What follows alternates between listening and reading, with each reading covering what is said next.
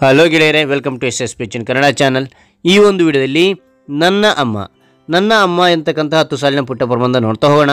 ಈ ಒಂದು ಪ್ರಬಂಧ ಅಂತಕ್ಕಂಥ ಇಷ್ಟವಾದರೆ ಲೈಕ್ ಮಾಡಿ, ಶೇರ್ ಮಾಡಿ, ಸಬ್ಸ್ಕ್ರೈಬ್ ಆಗೋದು ಮರಿಬೇಡಿ ಅಂತ ಹೇಳ್ತಾ ಈ ಒಂದು ಪ್ರಬಂಧ ನೋಡ್ತಾ ಹೋಗೋಣ ಬನ್ನಿ.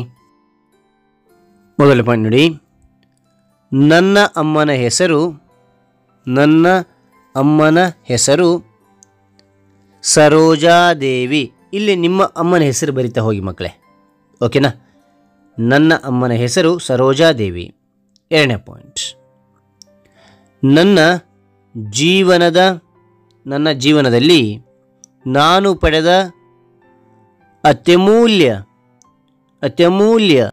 ಉಡುಗೊರೆ ಅಮ್ಮ. ಮತ್ತೊಮ್ಮೆ ನೋಡಿ, ನನ್ನ ಜೀವನದಲ್ಲಿ ನಾನು ಪಡೆದ ಅತ್ಯಮೂಲ್ಯ ಉಡುಗೊರೆ ಅಮ್ಮ.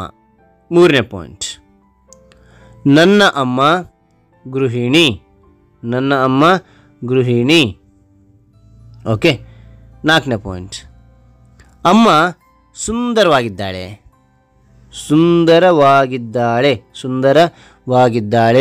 ಮತ್ತು ಬುದ್ಧಿವಂತಳು.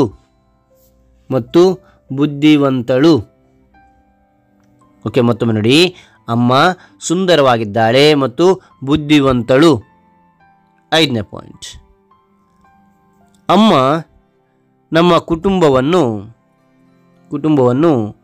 ಚೆನ್ನಾಗಿ ನೋಡಿಕೊಳ್ಳುವಳು.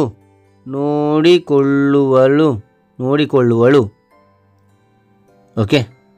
ಆರನೇ ಪಾಯಿಂಟ್, ಅಮ್ಮ ನಮಗೆ ರುಚಿಕರ ಅಡುಗೆಯನ್ನು ಮಾಡುತ್ತಾಳೆ.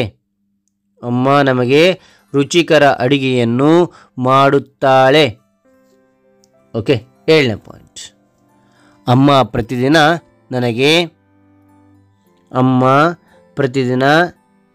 ನನಗೆ ಕತೆ ಹೇಳುತ್ತಾಳೆ. ಎಂಟನೇ ಪಾಯಿಂಟ್, ಅಮ್ಮ ನನ್ನ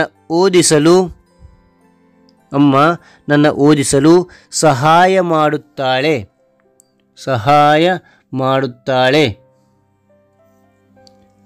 ಒಂಬತ್ತನೇ ಪಾಯಿಂಟ್, ಅಮ್ಮ ನನಗೆ ಒಳ್ಳೆಯ ನಡತೆಯನ್ನು ಕಲಿಸುತ್ತಾಳೆ.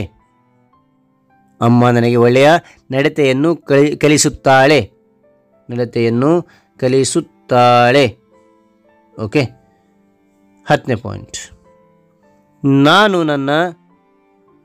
ನನ್ನ ತಾಯಿ ಅಂದರೆ ಒಂದೇನೆ, ಅಮ್ಮ ಅಂದರೂ ಒಂದೇನೆ. ಓಕೆನಾ?